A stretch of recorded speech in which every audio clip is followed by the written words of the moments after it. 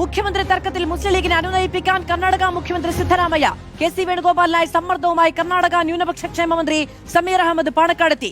കർണാടക നിയമസഭയിൽ ബാംഗ്ലൂർ KMCCക്ക് പ്രാതിനിധ്യം എന്നാണ് വാഗ്ദാനം. വി.ഡി. സതീശനായി ലീഗ് ഉറച്ചു നിൽക്കുന്ന സാഹചര്യത്തിലാണ് അനുനയ നീക്കം. സിനോജ് തോമസ് വിവരങ്ങളുമായി ചേരുകയാണ്. സിനോജ, കെ.സി. പക്ഷത്തിന് വേണ്ടിയിട്ടാണ് ഈ കൂടിക്കാഴ്ചയും സമ്മർദ്ദ തന്ത്രവും എന്നതാണ് ആരോപണം. എന്താണ്, എപ്പോഴായിരുന്നു സന്ദർശനം, എന്താണ് വിവരങ്ങൾ?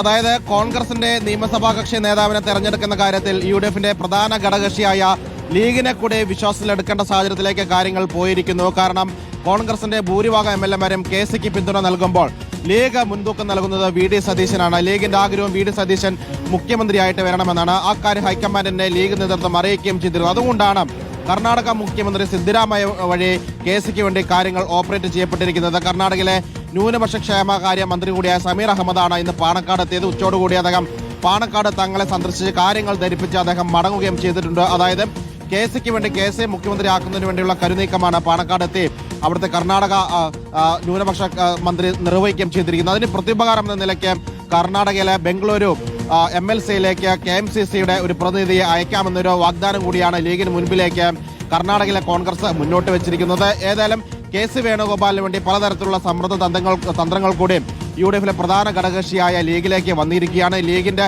പരസ്യ പ്രതികരണം കൂടിയാണ് ഇനി നിർണായകമാകാൻ വേണ്ടി പോകുന്നത്. കാരണം ഇതിനു മുൻപ് വി.ഡി. സതീശൻ ചാർട്ടേഡ് ഫ്ലൈറ്റിൽ മംഗലാപുരത്ത് സന്ദർശനം നടത്തിയതൊക്കെ തന്നെ ദൃശ്യങ്ങൾ സഹിതം വാർത്തയായിരുന്നു. അതുമായി ബന്ധപ്പെട്ട് കർണാടകയിൽ നിന്ന് AICCക്ക് പരാതി വരെ പോയിരിക്കുകയാണ്. ഇപ്പോഴിതാ കെ.സി. വേണുഗോപാലിന് വേണ്ടി കർണാടകയിൽ ഒരു മന്ത്രി തന്നെ കേരളത്തിലെത്തി UDFിലെ പ്രധാന ഘടകകക്ഷിയായ ലീഗിന്റെ നേതാക്കളെ കണ്ട് മടങ്ങുന്ന സാഹചര്യം കൂടി ഉണ്ടായിരിക്കുന്നു. ഏതായാലും മുഖ്യമന്ത്രിയെ തെരഞ്ഞെടുക്കുന്നു. അത് തർക്കങ്ങളില്ലാതെ, കോൺഗ്രസിനകത്ത് മാത്രമല്ല UDF എന്ന മുന്നണിക്കകത്തുകൂടി തർക്കങ്ങളില്ലാതെ ഒരു സമവായത്തിലൂടെ മുഖ്യമന്ത്രിയെ പ്രഖ്യാപിക്കാൻ വേണ്ടി കൂടിയാണ് കർണാടകയിലെ കോൺഗ്രസ് നേതൃത്വം വഴി കാര്യങ്ങൾ കേരളത്തിൽ ചർച്ചയാക്കുകയും ചെയ്തിരിക്കുന്നത്. മാധു, സിനോജി, ലീഗ് ഈ തരത്തിൽ വി.ഡി. സതീശൻ അനുകൂലമായ ഒരു നിലപാടെടുക്കുന്നു. അതിൽ KC പക്ഷ നേതാക്കൾക്ക് വലിയ ബുദ്ധിമുട്ടുണ്ട്. ലീഗ് ആ ഇടപെടൽ നടത്തേണ്ടതില്ല എന്ന് മാത്യു കൊടനാടക്കം പരസ്യമായി പറയുകയും ചെയ്തിരുന്നു.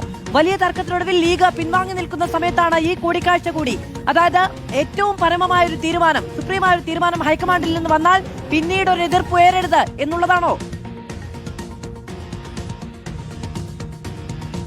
തീർച്ചയായിട്ടും ഹൈക്കമാൻഡ് ഒരു പേര് പ്രഖ്യാപിച്ചു കഴിഞ്ഞാൽ അത് കോൺഗ്രസിനകത്തു നിന്നോ അല്ലെങ്കിൽ UDFിലെ മുന്നണിയിലെ മറ്റ് പാർട്ടികളിൽ നിന്നോ ഒരു എതിർപ്പോ അല്ലെങ്കിൽ ഒരു അപസ്വരമോ ഉയരാൻ പാടില്ല. അതുകൊണ്ടാണ് പ്രഖ്യാപനത്തിന് മുൻപ് തന്നെ ഘടകകക്ഷികളെ കൂടി വിശ്വാസത്തിലെടുക്കാൻ വേണ്ടി കോൺഗ്രസ് നേതൃത്വം ഈ രീതിയിലുള്ള ഒരു ഓപ്പറേഷൻ നടത്തിയിരിക്കുന്നത്. കാരണം ഇതിനു മുൻപ് ലീഗിന്റെ പല നേതാക്കളും തന്നെ ഈ വി.ഡി. സതീശൻ മുഖ്യമന്ത്രിയാകണമെന്ന ആഗ്രഹം മുന്നോട്ട് വെച്ചതാണ്. അതുമായി ബന്ധപ്പെട്ടാണ് മാത്യു കൊടനാടൻ പ്രസ്താവന നടത്തിയത്. പക്ഷേ രാജ്മോഹൻ ഉണ്ണിത്താനെ പോലുള്ള മറ്റ് കോൺഗ്രസ് നേതാക്കളും അതിനെതിരെ രംഗത്ത് വരികയും ചെയ്തിരുന്നു. ഘടകകക്ഷികൾ അത്തരത്തിൽ അഭിപ്രായം പറഞ്ഞു കഴിഞ്ഞാൽ അതിനെ വിലക്കാൻ കഴിയില്ല എന്ന തരത്തിലൊക്കെ തന്നെ പ്രസ്താവനകൾ വന്നതാണ്. ലീഗിന്റെ നിലപാട് കോൺഗ്രസിനകത്ത് തന്നെ തർക്കങ്ങൾക്ക് വഴിവെക്കുകയും ചെയ്തിരുന്നു. ആ രീതിയിൽ ഇനിയൊരു തർക്കം ഉണ്ടാകാൻ പാടില്ല.